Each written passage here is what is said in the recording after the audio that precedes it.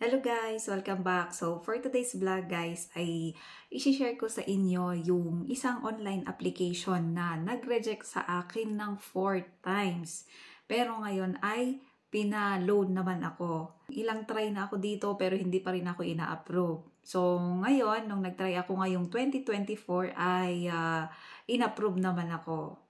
In-install ko ito guys ay hindi ko siya tinanggal sa phone ko kasi sabi nila ay legit daw. So, umasa talaga ako.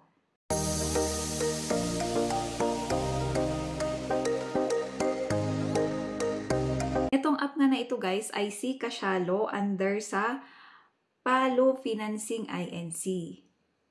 So, kung nakikita nyo dyan guys, yung unang application ko sa kanila ay noong April 28, 2023. Nag-loan ako ng 1,000 dito pero hindi nila ako in-approve or decline. Then, ang sunod na loan ko naman guys ay noong August 1 ulit. August 1, 2023, 2,000 naman yung ilo-loan ko sana pero decline pa rin. So, noong January 2024 na, trinay ko ulit yung 1K pero ayaw pa din talaga siya. And April 27, 2024, so talagang ayaw pa rin talaga niya yung 1K. Decline pa rin yung loan ko. Ngayon hindi ko na siya pinansin, sabi ko i-uninstall ko na lang siya. Then in-uninstall ko nga siya.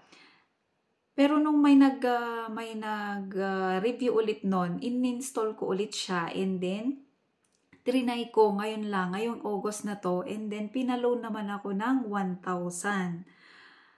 So, ayun guys, ganito pala siya. So, ganyan pala yung details ng loan ko na 1,000 guys. Yung buo kong nakuha yung 1,000 sa GCash. Kasi GCash ay Paymaya yung nilagay ko na disbursement method. So, meron silang insurance sa Coco Life na 23 pesos. Interest niya na 28 pesos at saka service fee na 42 pesos.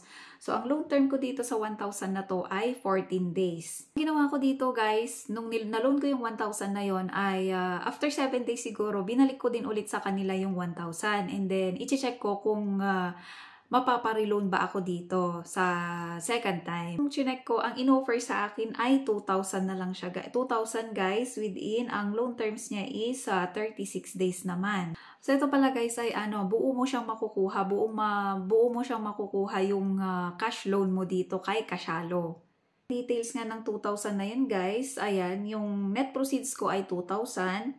Ang insurance premium fee sa Coco Life ay 68 pesos, 0.80. Ang interest ay 148 pesos. And service fee na 223.